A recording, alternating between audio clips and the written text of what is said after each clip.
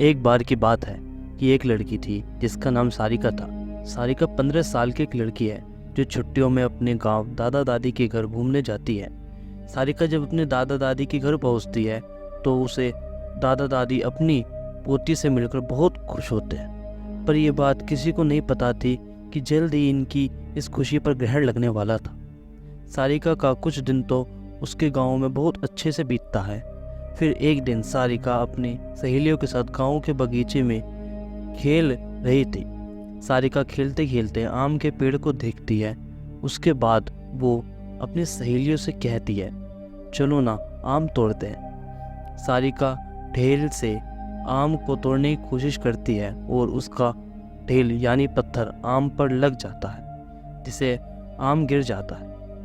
पर आम गिरते हुए थोड़े दूर मिट्टी में दबे एक पोटली के पास चला जाता है। सारिका जब आम लेने वहां पहुंचती है तो उसे पोटली का थोड़ा हिस्सा उसे दिखाई देता है। वो सोचती है ये क्या है।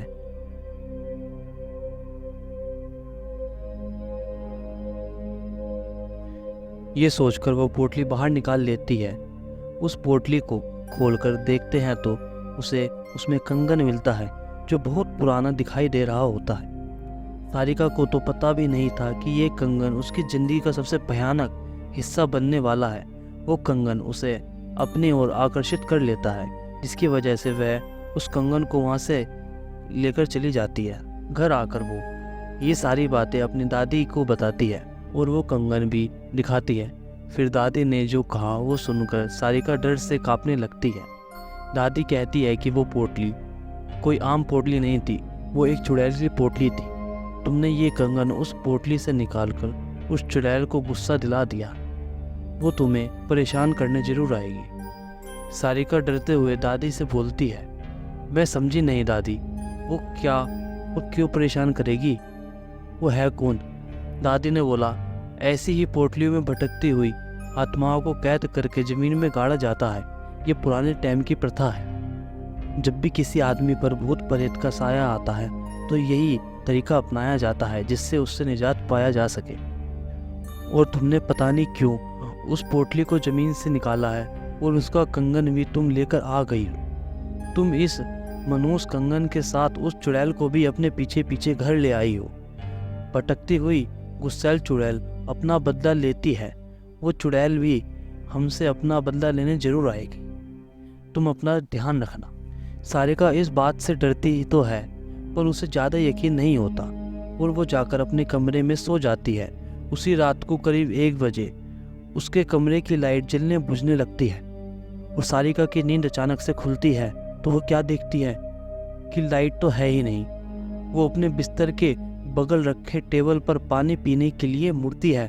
तभी वो क्या देखती है कि उसके कमरे के कोने में एक टेबल रखी हुई है, जिसके बराबर में कोई एक काली परछाई बैठी हुई है जिसकी आंखें बहुत लाल है और उसे एकटक देखे जा रही है।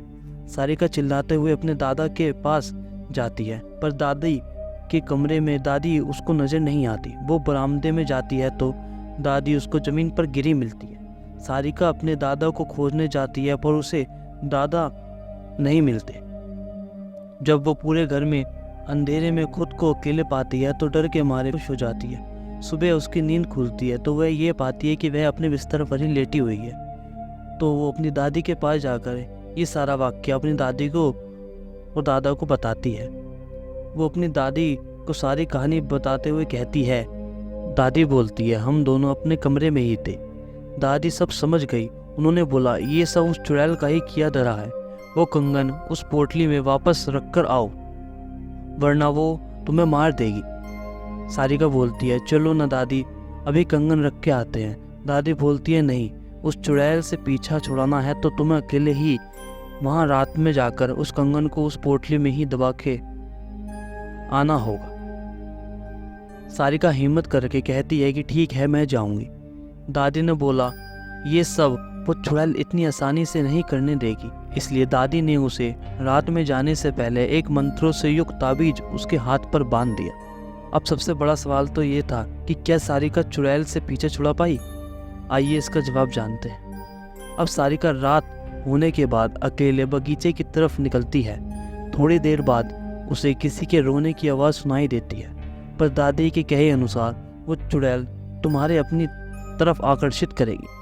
तुम उसकी तरफ ध्यान मत देना, वरना वो तुझे अपने कब्जे में कर लेगी। एक बार उसने तुम्हें अपने कब्जे में कर लिया तो फिर कोई कुछ नहीं कर पाएगा, वो तुम्हें मार भी सकती है। सारिका इस बात का ध्यान रखते हुए सब चीज़ों को नज़रअंदाज करते हुए अपने कानों में ईयरफोन लगा लेती है, पर थोड़ी दूर चलने के बाद उसका फ़ोन भी ख़राब हो जाता है।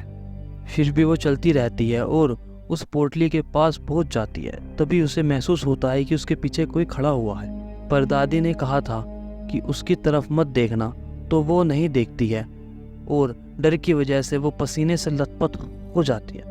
फिर वो हिम्मत करते हुए पोटली को खोलकर उसमें कंगन रख देती है और ज़मीन में गाड़ देती है और आग बंद करके बहुत तेज़ी से भागते हुए सीधा अपने घर आ जाती है और अगले ही दिन गांव छोड़कर शहर वापस अपने घर चली जाती। ये किस्सा आज भी उसे बहुत डराता है। अगर आपको ये कहानी पसंद आई है तो please like, share and subscribe my channel. और अगर आपके पास भी कोई ऐसा किस्सा हो तो आप मुझे इंस्टाग्राम या ईमेल कर सकते हैं। Thanks for watching.